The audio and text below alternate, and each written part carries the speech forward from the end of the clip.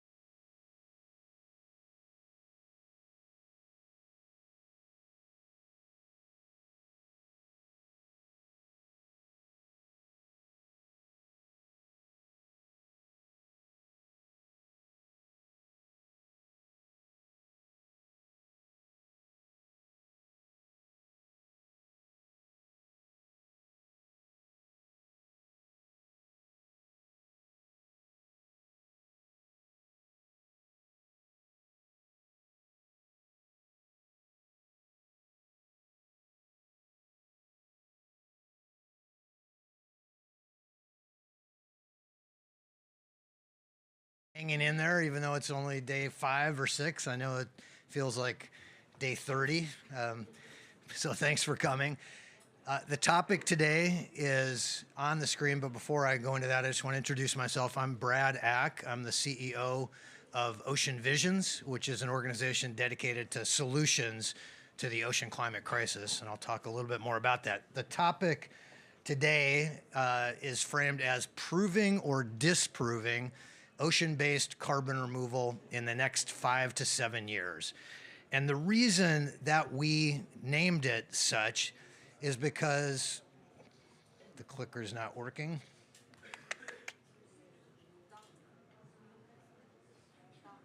I am doing down. Yeah.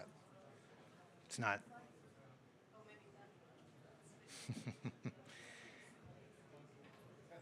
So much for that grand. Still not working. There we go. The reason that we named it such is because we want to move past opinion and speculation. There is a lot of opinion about ocean-based CDR.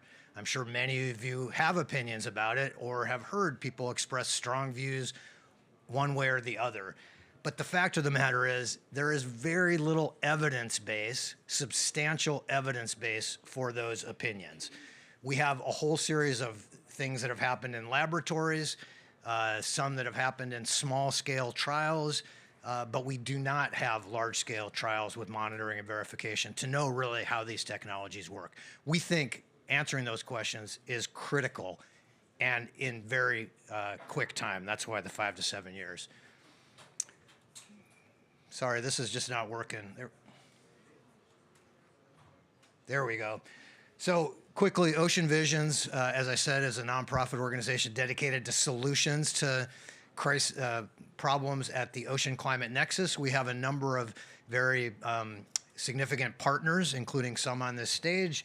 Woods Hole Oceanographic Institution, UCSB, represented by Debora, are 2 of our partners, and you can see more on the screen. These organizations came together to found Ocean Visions to help accelerate solutions to these critical problems at the ocean climate nexus, and then to test and evaluate and ultimately potentially deploy or not those solutions.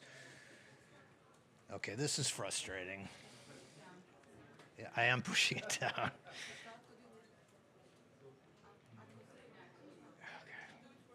There you go.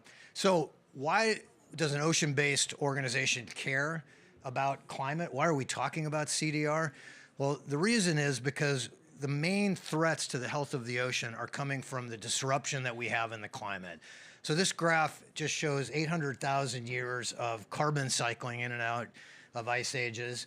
And you can see may be that carbon never really got above 300 parts per million in the environment, and it never fluctuated over those 800,000 years by more than about 80 parts per million.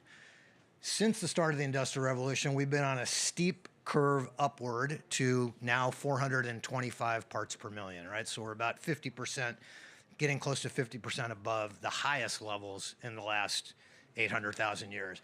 And so this is driving a significant amount of stress to the ocean. The first is thermal stress, which is coming from all of this heat that is being trapped on the planet rather than radiating back out into space as it had done. We're trapping an enormous amounts of heat energy that are going into the ocean, and they are causing a host of damaging effects, including those you see coming up, contributing to sea level rise, contributing significantly to deoxygenation, interrupted mixing and circulation patterns, marine heat waves, more powerful storms, poleward migration of marine animals. These are, by far changes in the oceans that outstrip anything else we're doing to the ocean, right? We talk a lot about plastics, a lot of concern there. We talk a lot about habitat perturbations. We talk about overfishing, but these are happening on a system-wide basis across an enormous body, enormous part of our planet, and they're not going to come back until we reduce overall concentrations of atmospheric CO2. So you can't turn off this heat until you bring atmospheric CO2 and other greenhouse gases back down, not keep on going to increase those numbers. And then the second big stress that causes us to talk about CDR is the chemical stress. So there's a significant deposition of CO2 into the upper layer of the ocean, which has changed ocean acidity, ocean chemistry by about 30% to the acidic in the time of the Industrial Revolution. So across this, again, this enormous system, we have changed the basic chemistry of the ocean by 30%. And so it's essentially like a giant uncontrolled experiment in the ocean. And we don't know what the outcomes are. We know there's a lot of risks. We're not even sure exactly what all of those risks are, but we're playing with the basic chemistry of the largest system on the planet. So these are the reasons that we think CDR has to be part of the agenda, why we're talking about it, and also because we are not seeing enormous gains from our efforts to reduce emissions. That's been the calling card, the watchword of the climate movement since the beginning, is we have to cut emissions, and absolutely we have to cut emissions. However, they keep rising. And we see from these sources, the Statistical Review of World Energy, that they continue to rise year on year. 2023 is projected to be a new record, beating out 22. And even though we've done so much work on renewables, we're at 7.5% of primary energy share from renewables, not counting nuclear or hydro, but solar and wind primarily. And we also are investing hand over fist in new fossil fuel capacity. So if we bet on this path alone, we're taking enormous risks with the Earth system and our lives and futures. So this is why we think that we need to begin to expand the agenda, and also this 1.5 target that we have, which again is a place worse off than we are today, more CO2 in the atmosphere, more energy trapped in the ocean, more ocean acidification, is also, dangerous for a lot of the systems that we all care about. There's no bright line at 1.5 where at 1.4 we're safe, and at 1.6 all of a sudden the world is in grave danger. We're on a trajectory towards increasing levels of danger. To get back from that, CDR is the only path. Cutting emissions stops the continuing damage, but you cannot return without carbon removal. The IPCC has been very clear about the need for significant amounts of carbon removal, and the only question really is, where's it going to come from?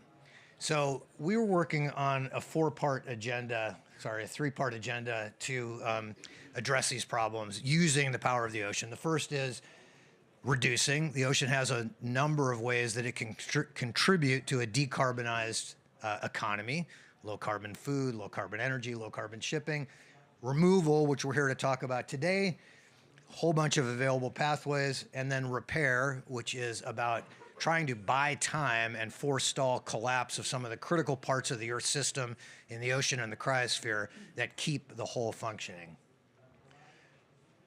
So today, cleaning up carbon pollution. Again, I referred to this. The IPCC has made it very clear in their special report on 1.5, backed up by AR6, which came out earlier this year, that all pathways to limiting global warming to 1.5 with limited or no overshoot include the use of carbon dioxide on the order of 400 gigatons minimum to 1,400 gigatons. So 400 billion tons to 1,400 billion tons. That's a lot of carbon. That'll be the largest cleanup of anything ever on this planet if we can accomplish it.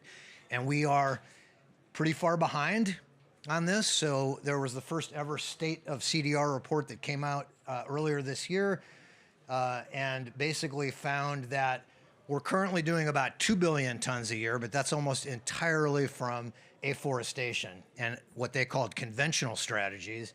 And that if you look at novel CDR methods, only a very tiny fraction is coming from those. And novel included things like BECCS and DAC, direct air capture, and bioenergy with carbon capture and storage. Didn't even include ocean pathways in this first report. They're going to include it. They touched on it, but they're going to include it in the next report. But basically they said in order to get to where we need to be, we've got to rapidly develop novel CDR.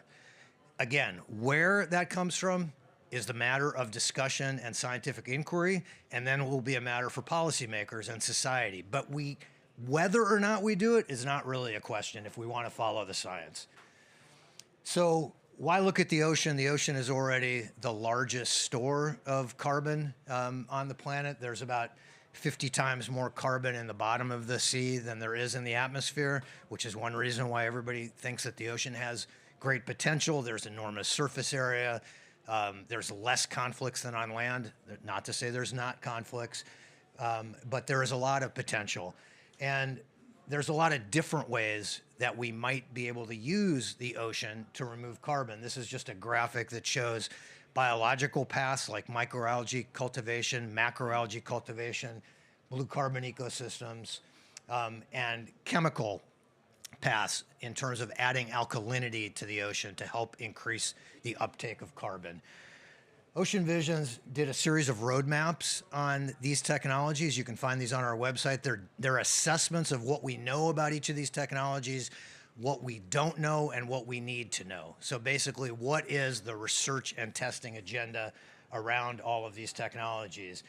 And now we have put together a high-level map, which says, if we're going to try to answer these questions in the next 5 to 7 years, what do we have to do? So the first component is science, and that is underpinned by field trials. There have got to be significant scale field trials across every viable pathway, multiple replicates, right? Because you can't rely on a single experiment to give you answers in a single location. So, there's going to have to be some agreement on what's the minimum number, different locations, depths, et cetera, for these different pathways. The second really large science challenge here is the monitoring and verification, right? Because it's not enough to do the experiments. Somebody's going to actually have to determine whether there was additional carbon removed and whether it was durably stored and what the level of environmental safety is relative to the other carbon removal pathways that we have, right? Not relative to no action and no harm, but relative to among the portfolio of choices we have, where are we going to get carbon removal with the least amount of harm? And then there's also a fair amount of social science that needs to be done here, because there is still a lack of public understanding and reticence about anything in the ocean, which makes a lot of sense. It's understandable, but we need to really do that sort of science as well. Second bucket is technology. Many of these ocean CDR technologies are at the beginning stage, really, of their optimization. They haven't benefited from a lot of other disciplines looking at them, like let's say AI or synthetic biology or robotics or nanotechnology. We're going to need to bring other brains and disciplines into the room to help really figure out what the most optimal way to do these things are. And lastly, there is an enormous policy environment, an enabling environment that has to be addressed in order to even move research forward.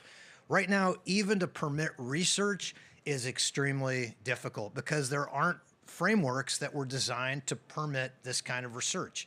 And so we need to tackle that, all of these things at the same time. So you're going to hear from this panel about different parts of this puzzle. We have a presentation all around the field trials, a presentation all around the monitoring and verification, and then the role of other governments and governments in general in creating these inclusive frameworks. But first, we're going to start with a presentation. Oh, I'm sorry, one last slide for me. How much will this cost? It's going to cost a lot. Okay, we need to level set. This is not going to be cheap. This is the NASM report that came out, I think, a year and a half ago. They spent a lot of time looking at ocean CDR pathways and not a lot of time looking at how much it would cost to move them forward, but came up with a number of 1.4 billion. There was another report by the Energy Futures Initiative, which I was part of, that did a deeper look at how much it would cost. That came up with 2.1 billion.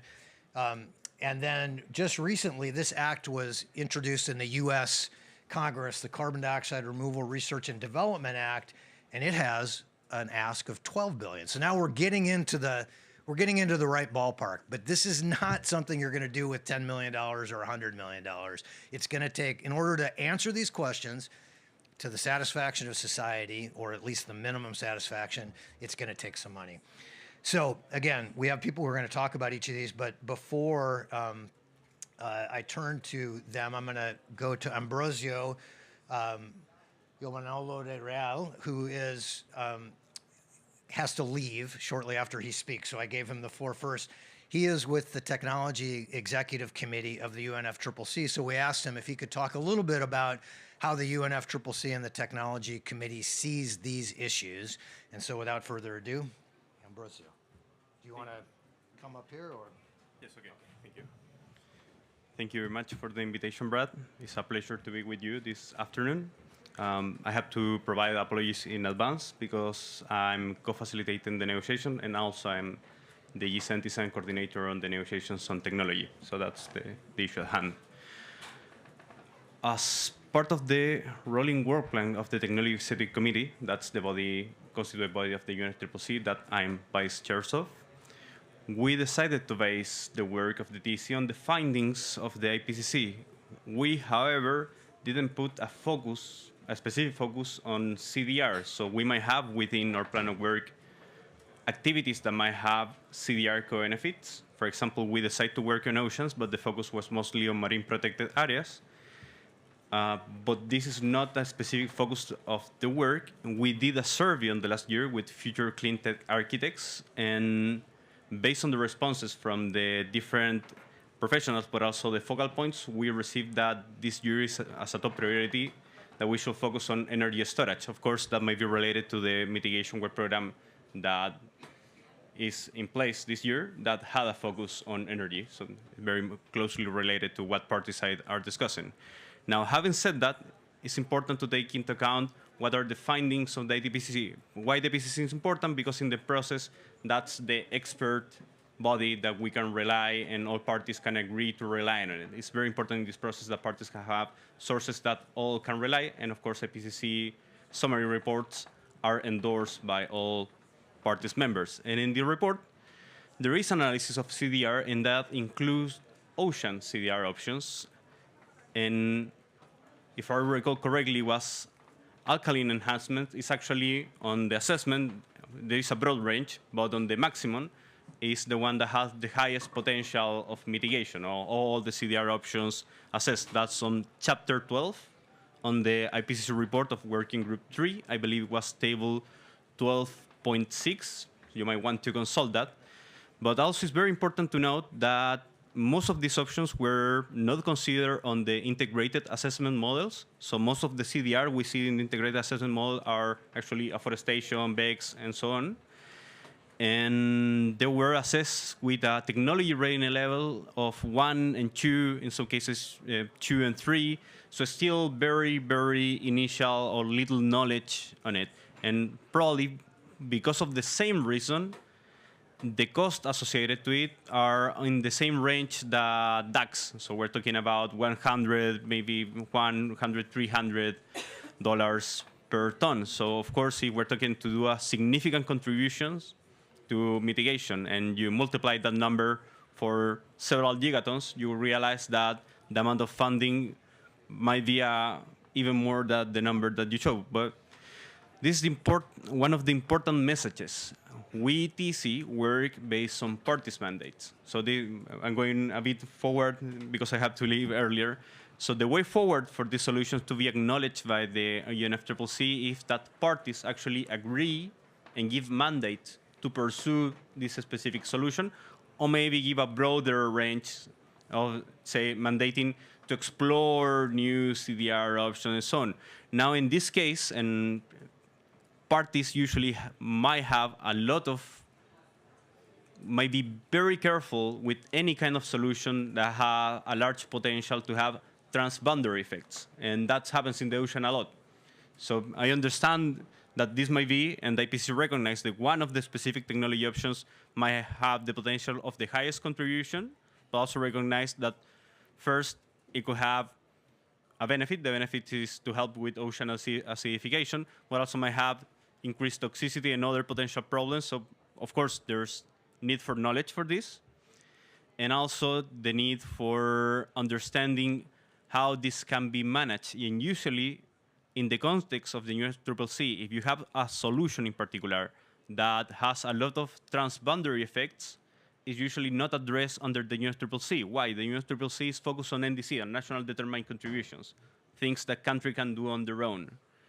If you can implement perhaps pilots, a country can do that. But if there is the risk that you might, even if you don't want to, but you might have unintended transboundary effects that go beyond the national limits, usually you address that on other bodies. For example, mitigation in transport, in marine transport and air transport is addressed not at the UNFCC, it's addressed on the specific forums. A lot of action on ocean that was in international waters related to climate change is now on a part of a new treaty. It was done that way because it was realized that under the UNFCC there were limitations that were limited essentially to what countries can do on their own. So in a way, I'm saying two messages. First, is a part in particular can do this at a scale that doesn't create risk for other parties is within their own ability to actually do these projects and try to advance the knowledge of it. That depends on each party assessment of the potential benefits and risk. But if you want to move forward to make it a scale large enough that you will create transboundary effects, then the governance for this will be more likely to be not under the UNFCC, depending on the potential effects of the technology, because first we have to understand that, but under another body, and then there will be you will have to decide which is the most appropriate body for that. But of course, without the knowledge, you cannot make that decision. So these are the key message in terms of moving forward. So of course, creation of knowledge is very welcome. That this knowledge is captured by the next cycle of the IPCC report, especially on Working Group 3, the mitigation working group. So that is feedback into the parties. So when the next time this comes back, it's not readiness level 1, 2, but higher readiness levels, and there is a better understanding of the implications, then it's much more likely that then parties might want to agree or pursue different approaches compared with the current approaches as part of COP decisions. But if the assessment shows that this has large transboundary effects, then will be not the COP, but probably a different institution or body that will assess this, maybe UN Assembly, others. We know right now, for example, on solar radiation modification, that's another one that has potential of transboundary effects. There is proposals to create governance on that. Parties have not agreed which is the best convention to do that, but there is this year in 2024, a report on the Council on Human Rights on the potential effects on human rights. I'm making this emphasis because transboundary effects are something that's very important for countries. But of course, we congratulate and welcome efforts done with parties that are willing to take the lead and create knowledge for the rest of us so we can collectively make better informed decisions. Thank you.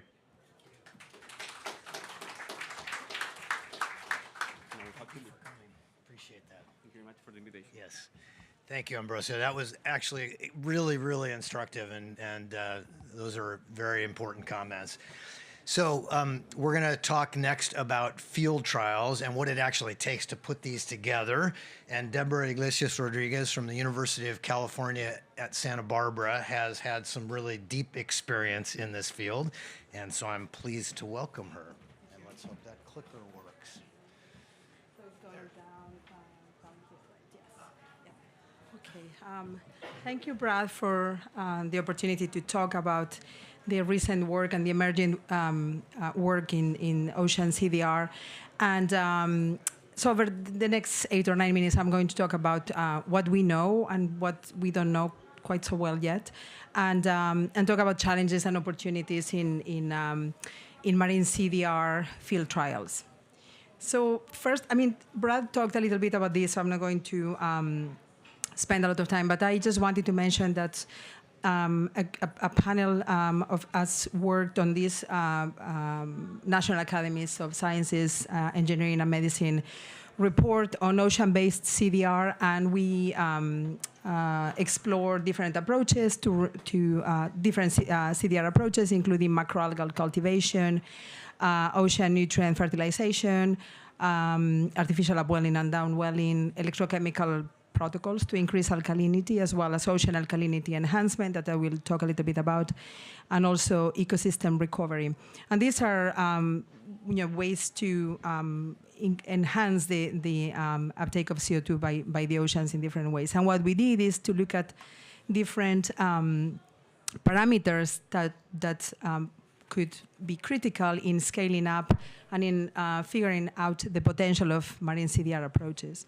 And these include potentials, carbon removal, confidence, opportunities and challenges. And there is this really nice graph that I think was produced by Antonius Gagern by Carbon to the Sea, or the previous additional ventures.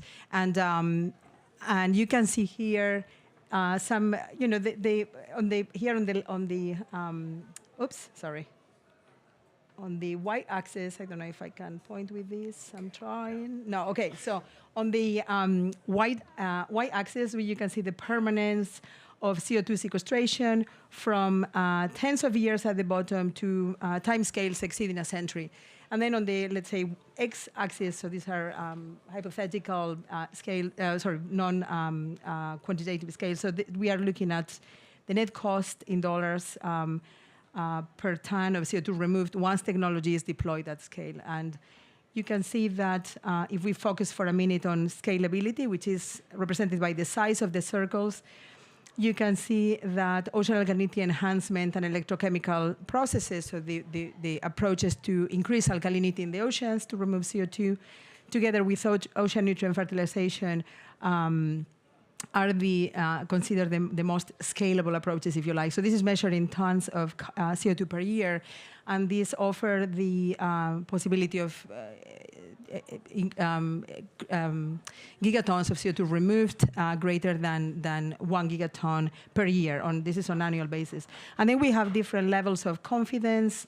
The greatest confidence, the highest confidence levels are offered by ocean alkalinity enhancement and the electrochemical methods, so they are represented by the thickness of the contour line of these circles. And then we have different environmental risks.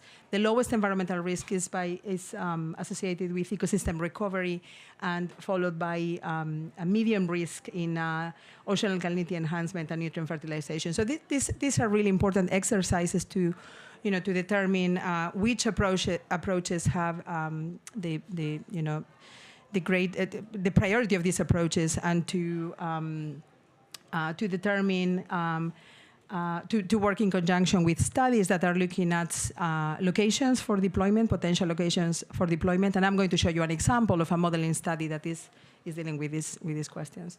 So the community is looking into this, and if you allow me, I'm going to focus on ocean alkalinity enhancement as a case study or as an example, which is an approach that is aimed at removing CO2, like the other CDR approaches, by adding alkalinity. When one adds alkalinity to the ocean, you convert CO2 into other carbon molecules, and by doing so, you enhance the flow of CO2 from the atmosphere to the ocean to restore the equilibrium between both atmosphere and surface seawater. But another value of this approach is that it can potentially be used as a way to mitigate ocean acidification. So this is very attractive for those working on CDR. The way to get alkalinity in the ocean is by adding essentially crushed minerals, so pulverized rock, in particles as small as 10 microns in diameter. But we can also add, and we have some examples here from limestone or calcium carbonate, olivine, quicklime, and etc. And then we can also add solutions, alkaline solutions to the ocean, for example, sodium hydroxide solutions, which and there are some initiatives looking at the role of desalination plants in providing, in offering an opportunity to conduct this type of deployments on the coast. And as Brad mentioned, there are some results. We already know a little bit about about the effect of ocean alkalinity enhancement on the chemistry and on the biology. And I am using some examples here on the use of various minerals. For example, here we have magnesium hydroxide, and as a CDR agent. We have studies looking at the stability of alkalinity in this type of ocean alkalinity enhancement. And then we have studies looking at ways to prevent or to reduce secondary precipitation. So precipitation is a bad thing for this method. And here we have, I don't know what's wrong with this part of the slide, but we published a study looking at two very important phytoplankton functional types and looking at the effects of alkalinization. And you cannot see here this last question at the end of the title, but it's a glimpse of hope, ? And for the most part, what we are seeing in the experiments are neutral responses or mild responses to alkalinization. Of course, we have to keep working on that. We have worked with relatively conservative values for alkalinity. And then we are in the process of moving into microcosm, mesocosm experiments and portable lab experiments that are kind of like halfway between the lab and the field. And in this cases, we look at the impact on communities or the impact on the chemistry when there are complex interactions between individuals within and between populations and reciprocal exchanges in terms of the chemistry and the fluxes of compounds between the organisms and the system. So, and one of the recommendations of the National Academy's report was to, this urgent need to move from the lab or from mesocosms to the field, to really conduct field trials and tests within the complexity of the systems. And here are some questions, like how much CO2 is absorbed per unit of alkalinity added, what factors determine the scale and viability of ocean alkalinity enhancement, how quickly does the induced reduction in CO2 equilibrate with the atmosphere? So once you add the alkalinity and you reduce the CO2 in the surface ocean, how long does it take for the system to equilibrate with the atmosphere? And what are the impacts on marine populations and on human populations? And what are the impacts of not acting, of not doing anything? So these are really important questions that the CDR community is working on. Very briefly, I wanted to show you this, some of the results of this interesting study by Jean He and Mike Tika. And they looked at 17 geographic locations, ocean locations for potential deployment of alkalinity. And they, what you can see here is the efficiency. Oh, I keep trying to use the laser. So here on the left at the top, you can see a high efficiency in CO2, which is the parameter on the Y value that is reached very rapidly. So on the x-axis, you can see the time after addition in years. So very rapid equilibration and reaching the theoretical maximum CO2 uptake efficiency, which is 0.8. And you can see the diversity of responses depending on the geographic location. So one thing that is obvious from this study is the need to really field test these modeling results that the community is coming up with. I know that there are teams working on this type of studies. And I'm going to move on because I want to show 2 slides of field opportunities and novel approaches. So as you probably heard from a panel, I think it was on the second, there is this really beautiful field trial when a group by WHOI led by Adam Suba's added alkalinity to the ocean and monitor the evolution of this of alkalinity. And I wanted to bring up a really interesting and innovative approach, which is was presented by James Delsen from Ecomerit Technologies. And what he proposes is to combine wind energy with ocean CDR and essentially release droplets of sodium hydroxide solution, of an alkaline solution, using a turbine, and essentially trapping CO2 in the air. There is conversion of CO2 into bicarbonate ions, and they are deposited on the surface ocean, so adding alkalinity to the ocean. And this is a beautiful example of how scientists and engineers can work together to, in the efforts to reduce carbon dioxide using these different technologies. And a last thought, and just also following up on what Brad mentioned earlier, we are getting really interesting results and really promising, data that we are all excited about. But any potential future deployment has to be guided by science. We have a tremendous opportunity, but also the responsibility to make good decisions, to make wise decisions. What we do in the next few years is going to be critical in the way the oceans will look like for the next few decades and for the next century. And thank you very much.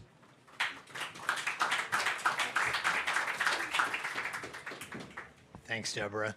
Next up is Peter Menocal, who is going to talk in more detail about the big monitoring, reporting, and verification challenge that comes along with this sort of large set of trials. So, Peter.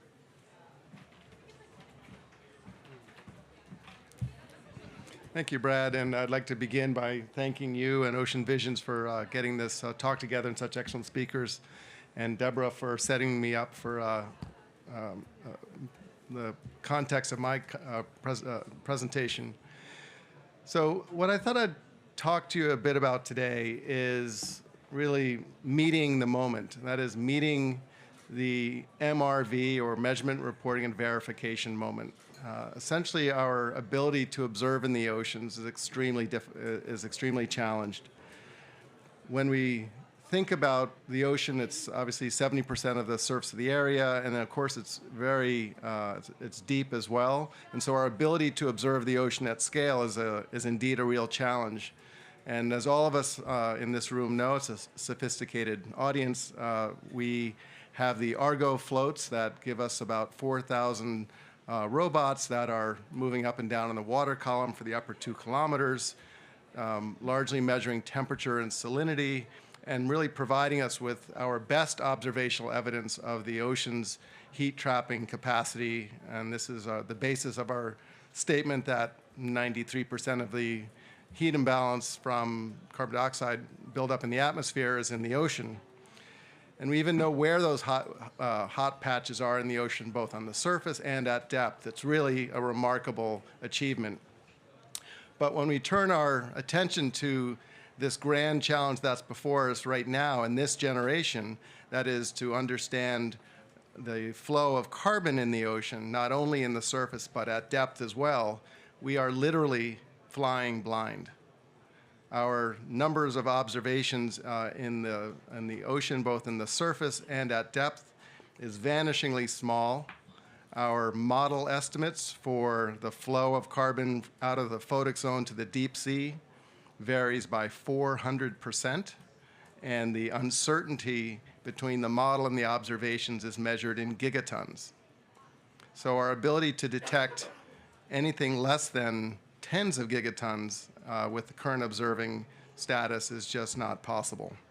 So this is really trying to meet the MRV challenge. And I would actually refine that by saying it's the EMRV, that is the environmental MRV challenge, because it's not just the carbon system. It's the biologic system, as Debora so beautifully demonstrated to us. So much of what we really need to inform here is not only the efficacy of marine carbon dioxide removal, but also the durability of the storage, the location of the storage, and most importantly, the environmental impacts, the ecosystem impacts, the biodiversity impacts, and the long-term impacts well after the experiment is conducted. This is where the large challenge is facing the international oceanographic research community. What's compounding this at the same time is that we're not alone. While the scientists are working on this actively, again, as Debora demonstrated, there is a very vigorous venture community with dozens of startups that are looking at alkalinity enhancement, iron fertilization, growing kelp at scale, and they're driven by some very different principles. And a concern that I and others have is that the race to demonstrate that MCDR works at any scale and then to use the ocean's inherent scalability really flips the narrative in terms of really wanting to protect and understand the ocean to using the ocean and not really caring about its impact on the very ocean that sustains us. So this was the challenge that we put before the Woods Hole Oceanographic Institution scientists, technicians, and engineers about 2 years ago, and that is, how could we develop a system, or how can we conceive of a system that would allow us to pursue this environmental MRV mandate at scale and at speed?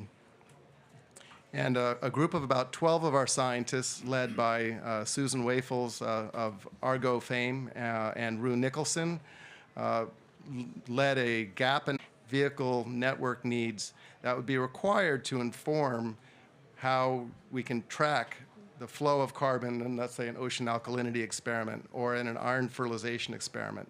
And that gap analysis led us to something that I'm happy to tell you about. And I'm deliberately not using slides because everyone in this room has a vivid imagination, and I want you to sort of picture what I'm going to be telling you about. What we're envisioning is an ocean internet. So as you can envision the Starlink constellation of satellites that provides global communications, we don't have anything like that for the ocean. And yet we do have acoustic and optical communications, undersea GPS, and the ability to really inform undersea investigations of many parameters. But many of these are really in their cutting-edge labs and individual deployments. What we're envisioning is what we're terming the Ocean Vital Signs Network. The Ocean Vital Signs Network is an always-on, always connected ocean internet of sensors or of things that provides a dynamic, real-time, four-dimensional sensing of a large volume of the ocean basin, from the surface, ideally, to the ocean bottom, and covering an area that is measured in thousands to even 1 million square kilometers. The larger opportunity here is really to develop a dynamic network of autonomous vehicles, moorings, and stations, and surface vehicles that provide this way to have this dynamic interrogation of this volume over space and time that's measuring the key parameters that we need, for example, alkalinity, pH, and carbon system, nutrients, oxygen, and the like. The team produced a white paper that has now formed the basis of an effort that we're going to begin actually in January of 2024. And the larger notion is beginning with a series of moorings that we have about 100 kilometers south of Nantucket in the Northwest Atlantic. And the idea is to build upon this core observing capability that we have at the moment, which is very primitive, indeed extremely primitive at the moment, but to build out these components of an ocean internet. So when you think about the internet at your home, you've got an Ethernet cable coming in, which would be equivalent to your connection to the Starlink system through data transfer, but then a router, a modem, and a modem amplifier that allows you to have a broader reach, and then a network of these that are connected, and then they connect to your phone, they connect to your toaster, and anything else. All of the nascent technologies that exist today will enable us to do this today and into the future. So for example, we can send an autonomous vehicle, a REMUS vehicle, on a 2-week mission, and it can come back and dock into a tube that's about 6 inches larger than the diameter of the vehicle itself. When it does that, it can repower, it can download its data, the data can be uploaded from a buoy and up to the satellite, and then clear its buffer and go out on another mission with instructions about where it's supposed to travel. So contrary to, let's say, an Argo float, which is about as smart as your toaster, these are actually very intelligent and indeed curious robots. We've developed robots that have edge computing, onboard computing, where they can actually do dynamic steering to follow, let's say, a gradient in pH. So the larger idea here is to start interrogating the ocean with purpose and at scale as well. Now, achieving this is going to be a challenge, and all of you, I can probably say, it's a bit of a pipe dream, and indeed it is. The challenge is going to be measured in hundreds of millions of dollars, and this is really what led us on the journey as an institution to start asking the question, well, what's required to conceive of this? There's a modeling component to it, there's a sensor development component, there's a vehicle development component, there's a network, there's modeling, as I had mentioned earlier. There are many dimensions to this, all of which we have some initial handles on, not only at the Oceanographic but elsewhere.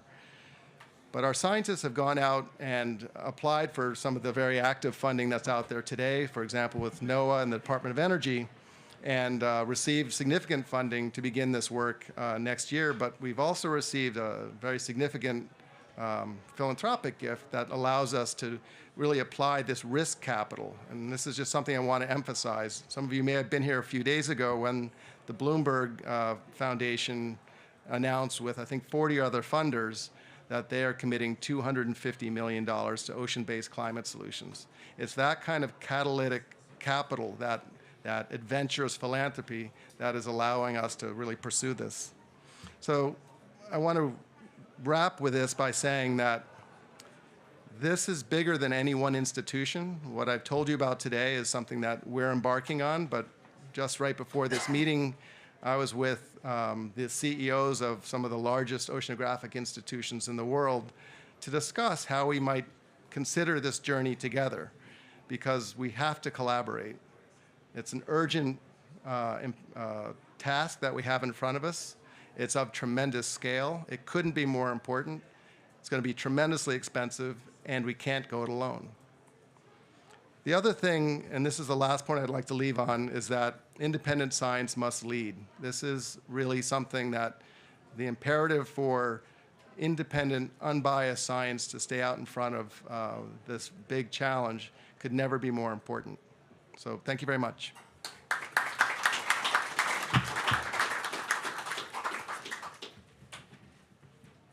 Thank you, Peter.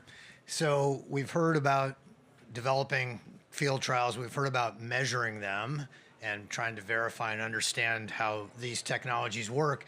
We heard from Ambrosio that governments are going to have a very large role to play here, maybe transboundary, but also plenty of these technologies can be done, we think, potentially within national waters.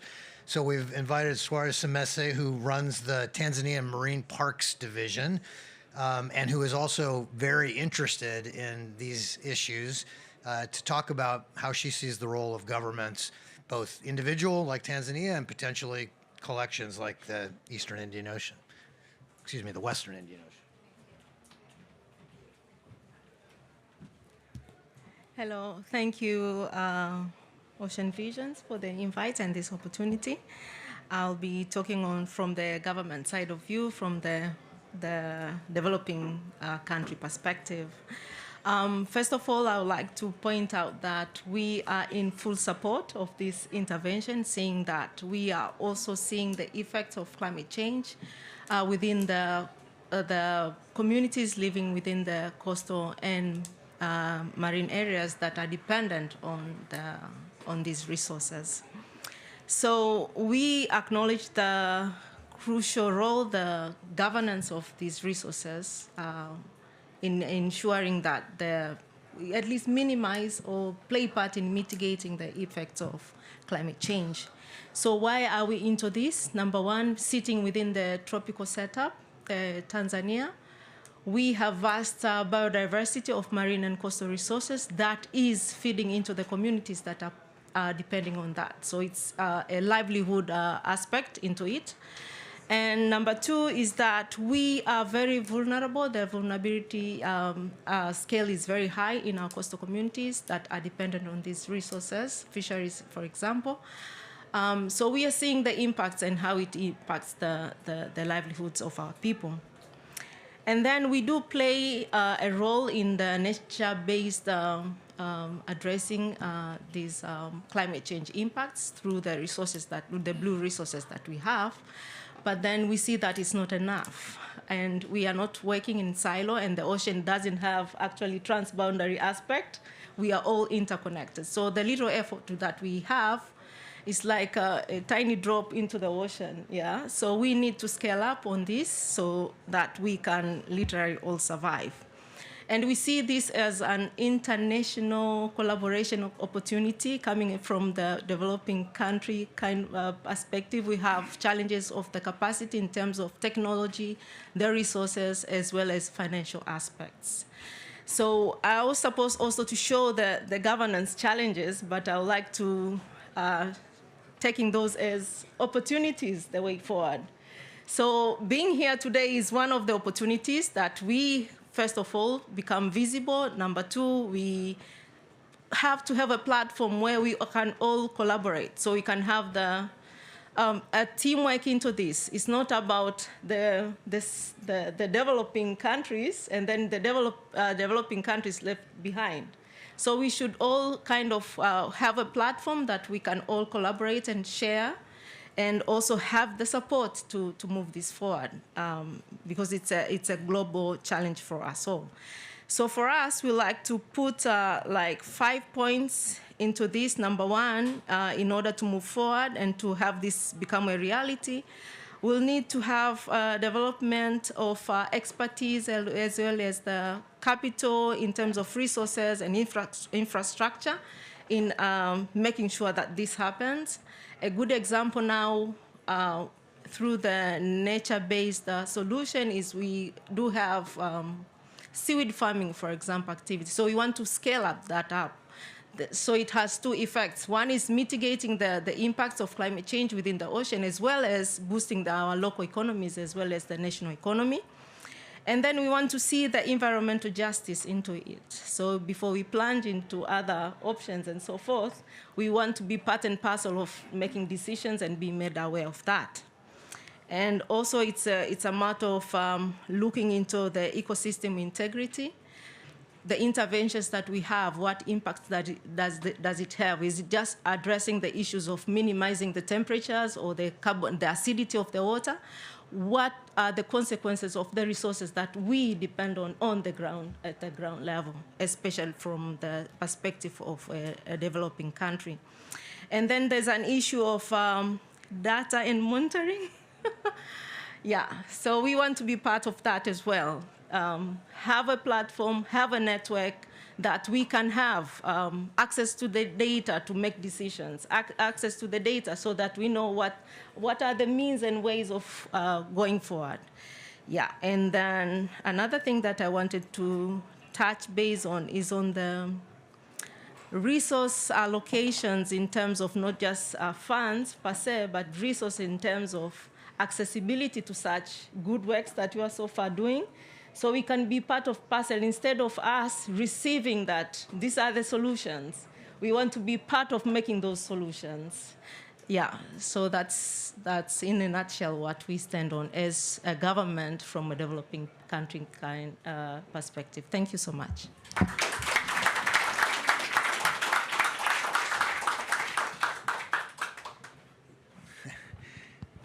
Thank you all. All of those were great interventions, very informative. Ambrosio as well, very sorry that he had to leave. I imagine people might have had questions for him. We have 5 minutes only, so we could probably entertain 1 or 2 questions. And I think we have to use a microphone because this is being streamed.